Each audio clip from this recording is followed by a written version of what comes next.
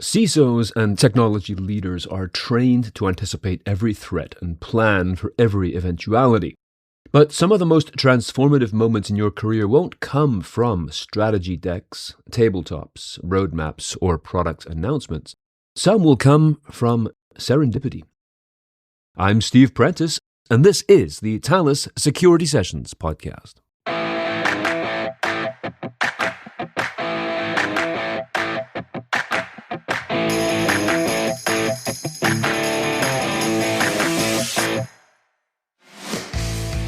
It is my pleasure today to welcome Neil Hughes, technology writer and producer and host of a collection of enterprise tech podcasts on the Tech Talks network. And yes, it was an accidental journey. So Neil, welcome, and let's start by talking about your suite of products, and then we can get into the implications of how you got here. Yeah, so Tech Talks Daily is my most popular podcast. There's 4,000 interviews on there now over the last 10 years.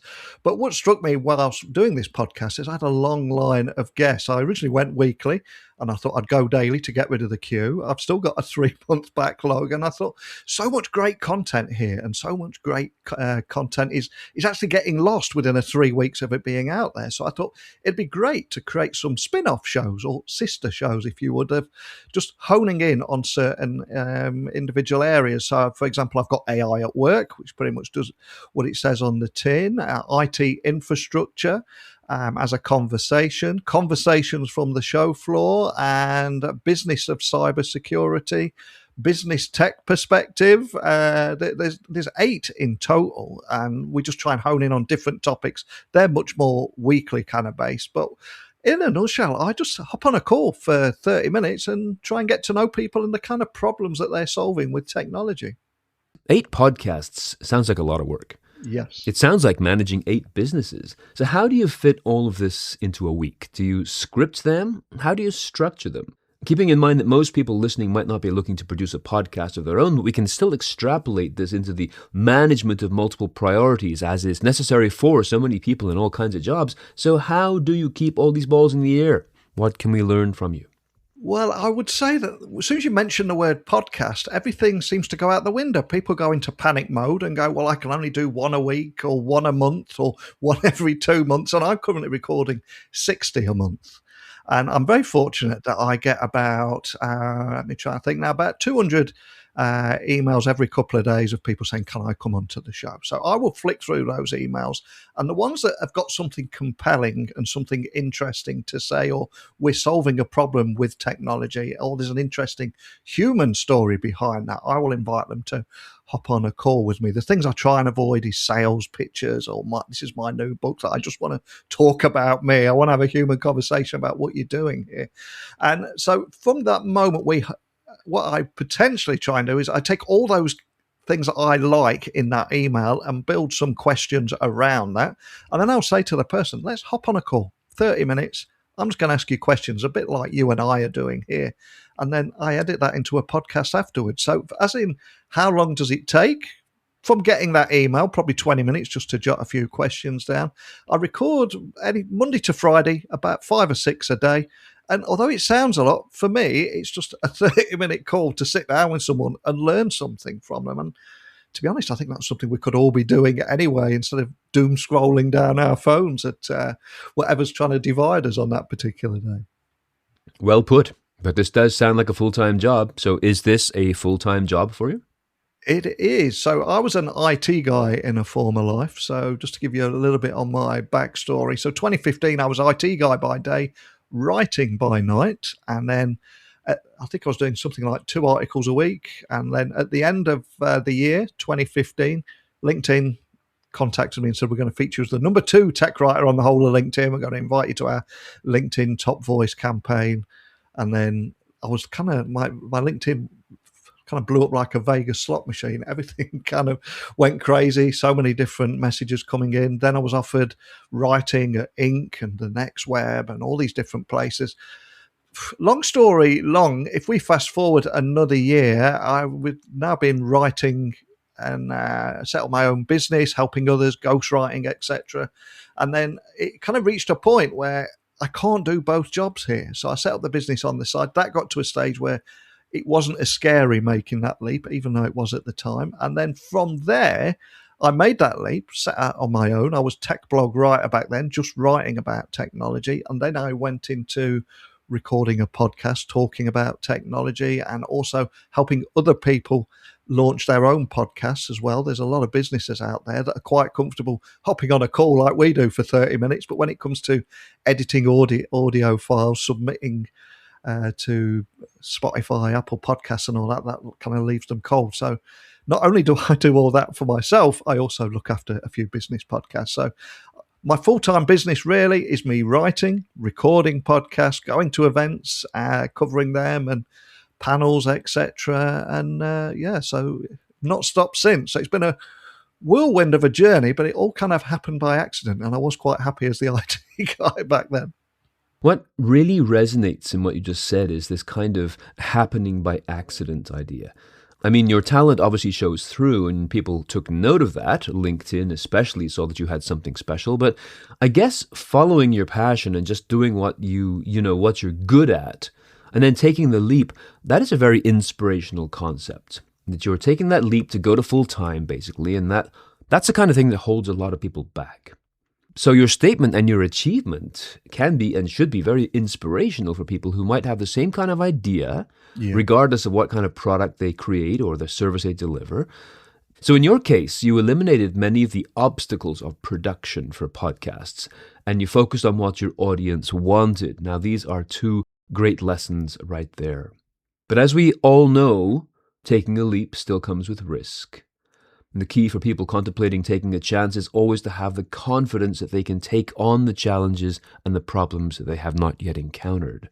That's a big hurdle for most people. So can you share a story about any live interview situation over the last couple of years where things just went totally askew, totally haywire, and became a positive learning experience all the same?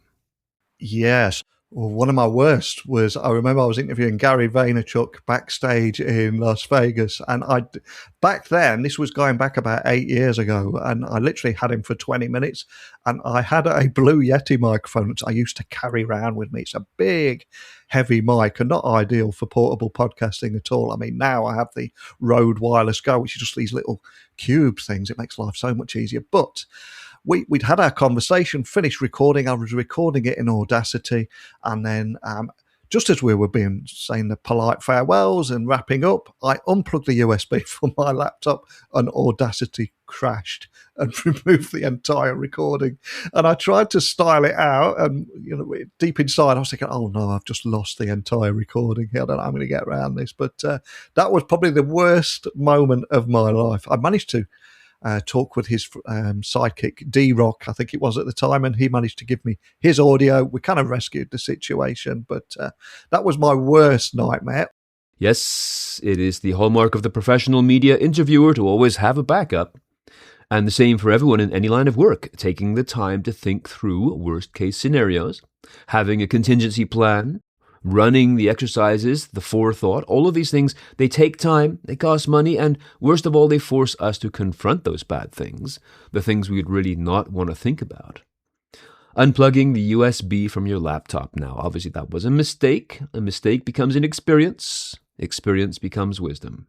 And then, of course, having the presence of mind to talk with D-Rock and getting the backup audio, that's the benefit of crisis planning.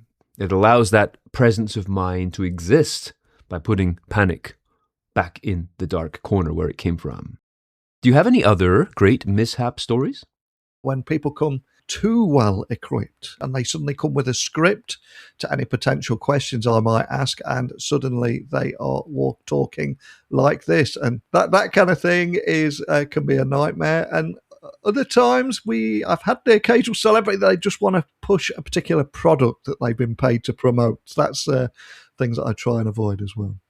Absolutely. And a lot of people do that, becoming too aggressive in pushing their products rather than letting their own charisma do the selling for them. Yeah. But this too is largely preventable. This is how the well-prepared interviewer works. And so too can be the case for a CISO or other IT professional, anticipating the pushbacks, the challenges, even expecting the unexpected as part of their project plan. So what, Neil, have you discovered to be, let's say, the biggest most shocking story of your media career so far?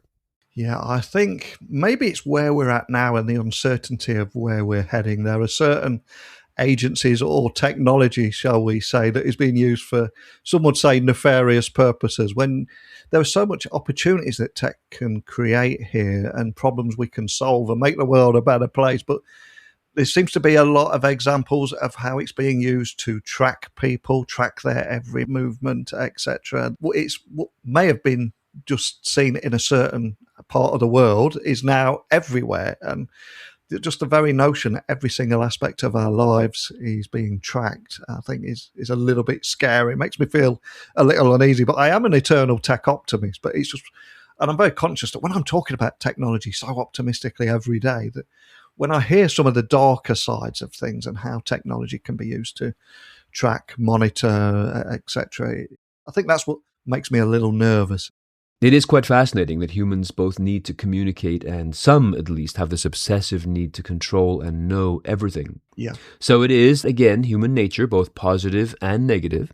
So when you look over your collection of podcasts and the episodes, are there particular topics that work best for your audience, regardless whether they work in the tech sector or simply use technology for their work and personal lives?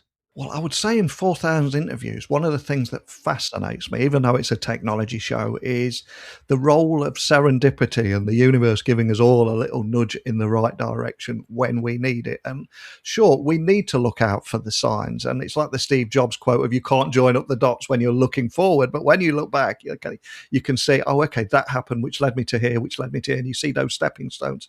But the amount of interviews that I've had, I've see if I can share a couple with you. One was a guy that had left the Far East to go to San Francisco. He put all his money into pitching to a VC firm in San Francisco. He got there, didn't get the funding. He was looking crestfallen at the luggage carousel. A guy approached him and said, oh, excuse me, are you okay? You look a bit distraught there, and he explained the story. That guy went on to be his VC funding, and he went on to achieve great success. There's other people that have had a great idea. They wanting to create this business, but they haven't got the tech skills. They end up sat next to a guy on a plane, and there are hundreds of stories like that. And I just think, I don't know, although it is a tech show, I think we're all connected in ways we don't fully understand, and the universe does give us that little nudge in the right direction sometimes. But as I said a moment ago, you do have to be open to that and follow those little signs. Yes, you have to be open to that, those little signs. And also to have that presence of mind, once again, to see those signs for what they are. I love that story, Neil, because it is genuine and it is also serendipitous. Yeah. Sometimes it's just talking to the right person at the right time. So, even outside of your broadcast booth, if people were to ask for some advice, whether it's a student facing the job market for the first time or an established professional worried about how AI might affect their job currently, what advice would you give to them to give them some confidence to move forwards?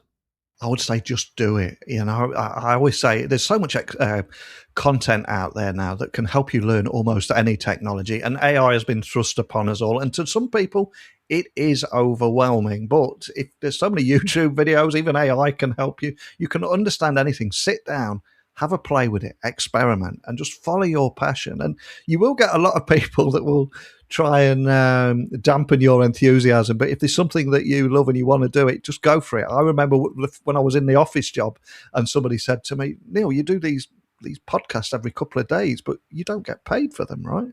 Why do you do that? And it's my head. I knew exactly why I was doing it. I could see the bigger picture and I knew where it would lead, but I had to put in those hard yards every single day and build it little by little, and it snowballs little by little. And there isn't a shortcut to anything. Anyone that tries and sells you the shortcut, I wouldn't trust them, because there isn't one. You just got to find something you love and just work towards it, and surround yourself with like-minded people as well, because if you can find a little support network online where you're on a similar journey and you like and share each other's stuff and maybe help each other, that's where the magic happens. Surround yourself with people on a similar journey. And again, we're all connected, and so many people have this $1,000 smartphone in the pocket and are just using it to scroll. And I think you could use it for so much more. But I think the hardest part is finding something that you love. I was quite fortunate. I was in the IT day job, and I was listening to the conversations between what the IT people were saying, where the business stakeholders were talking about. There was a clear disconnect. They didn't understand each other. I enjoyed being that bridge between the two worlds, which is what I do now. And I think the hardest part is finding what you want to do, finding what you love, what interests you. And once you get that, just keep doing it. Those are great words. I like to ask people what kind of work they would happily run to. Not everyone loves their current job, but there may be parts of it that they do love. And I have worked with a great many individuals who got promoted to management, for example, and when they got there, they found that the job really wasn't for them. Once they had been in the trenches working with the tools or the code or whatever, but now they were looking after people, and they weren't happy doing that. So I asked them, what would they run happily back to, in order to see if there was some way to get some of that back. So I'm in complete agreement with you. I think the world is definitely everybody's oyster.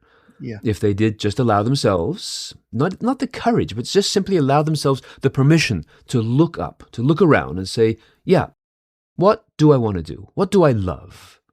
So I'm really happy, Neil, hearing that from you. Going back to your shows for a moment, what would be your dream guest? Despite the 4,000 interviews you've already had, what would be your OMG moment for the guest of the year? Oh, this is difficult, right? Because I interviewed John Scully a few years ago, and he told me about the moment that Steve Jobs approached him and said, do you want to sell sugar water for the rest of your life, or come with me and change the world? And of course, he went on to sack Steve Jobs as well. There's a whole other story there. So getting an insight into that just blew my mind. And I had a few weeks after that, I had Guy Kawasaki, who offered a different side of the scale. So I would say, because I had so many different angles of that story, I think Steve Wozniak would be a big one for me. But I would also say some of the most memorable conversations I've had are people that you've probably never heard of. They show up, they're prepared, they're passionate about what they do, they're willing to be honest about their success and failures. And I think it's those conversations that stay with listeners. And I think very often those big name guests, that they turn up and they tell the same stories to every single person, and it's almost a little robotic. So I've interviewed a lot of big names, and I would say that they're not always the best guest. But if I had to choose, I think Wozniak. Yeah, get the Woz on there. That would be brilliant. Great choice. Absolutely great choice. You provide such great insight, not only in terms of the technology that you talk about, but your approach to people and life. It's very energizing. So, Neil, what can you give our listeners in terms of what they should look forward to in their future? What to expect or what to be careful of in the tech sector? What is your crystal ball telling you about what we should be watching out for? Well, predictably, everything's AI. I've been to 15 tech events so far this year in the first 6 months. I'm very fortunate that it's taken me from Egypt to Vegas and everywhere in between. I managed to get around, and every single one of those tech events is predictably agentic AI and agents. That makes me a little bit nervous from the security side of things. As an ex-IT guy, launching 1,000 agents out there with their own rights to go out there and talk to other people, other businesses, makes me a little bit nervous. I am kind of curious if anything happens there, if there is a big breach or an agent that does something that it shouldn't. Other than that, I don't want to get too negative on security, but I think the quantum problem is getting closer and closer. There's a lot of people talking about the hackers that are getting information now with harvest now, decrypt later. So that could be a big issue. So there's a lot of cybersecurity concerns. Other than that, I think there will be a lot of opportunities through AI. There's a lot of doom and gloom in our news feeds. Yes, there will be certain roles that disappear, but there's going to be a lot of new roles. I think cybersecurity alone, I think it's got, correct me if I'm wrong, but I think there's a 0% unemployment rate. And there's a bit of a myth around cybersecurity that it's one role. And as you know, it's 50 plus roles. There's so many different opportunities there. So, yeah, I suppose I'm a bit yin and yang on this. I'm a little bit cautious about where we're heading, but also very optimistic about some of the opportunities and where we're going. But ultimately, it all seems to be AI, agentic AI, quantum computing, and when that date comes. You know, all of this makes me wonder what the kids of today, when they hit their 40s, what will they be worried about? What will the new technology be for their kids? You know, will it frighten them as well? Yeah, so I was just going to say, I think one of the things that we should celebrate, I think everybody kind of lost their minds a little bit 2-3 years ago, and everyone jumped on the AI bandwagon and AI everywhere. But finally this year, one of the things I'm most positive about is everybody seems to be talking about, how do we improve business outcomes? How do we generate value? How do we deliver return on investment? How do we secure it from the foundations up? So although there has been a lot of stargazing and distracted by shiny new things, we are getting back to basics and those belts and braces approach to IT. Perhaps we've finally got past the novelty of it all and are starting to ask the intelligent questions about value and accuracy and reliability of AI. As we come to the conclusion here, for those who are listening and who might be interested in creating a podcast for themselves, talking about a passion project, or maybe for their company or department, maybe even a short-term one for a product rollout, what are some of the technical production tips that you can share? I would just say, anybody thinking of starting a podcast, don't get carried away with straight away heading to Google or your AI agent and saying, what's the best microphone? Because you can spend $600 on a microphone and your guest will turn up in a pair of Apple headphones from back in the day. So it's about what your guest turns up with as well. So don't get too carried away with that. There are people that can help you with editing very reasonably as well if you wanted help editing. But all you essentially need to do is hop on a call, hit record, and go for it, and then edit it and bring it to life later. And if you start with video, you can strip the audio out and then you can strip the social content. A 30-minute podcast is 5,000 words roughly. So there's a couple of blog posts there. There's so many different ways of repurposing just one interview. And essentially, don't think of it as a podcast. It's as I said, just hop on a 30-minute call and learn something from someone. Keep that in mind. And keeping with the dual theme of this episode, that very same statement can be a metaphor for life, right? I mean, don't get bogged down by the details. Learn as you go and keep a vision in sight. And maybe above all, keep an eye out for those serendipitous moments. They could happen anywhere, anytime, even the person standing behind you in the line at the coffee shop. So Neil Hughes, host and producer of the Tech Talks Network and all of its excellent products, it has been such a pleasure to meet you and to talk to you today. Thank you so much for joining us today on the Thales Security Sessions podcast. No, thank you for inviting me. And as I said, I am at a lot of tech conferences around the world, so hopefully we can do something in person in the near future. But thanks for inviting me today.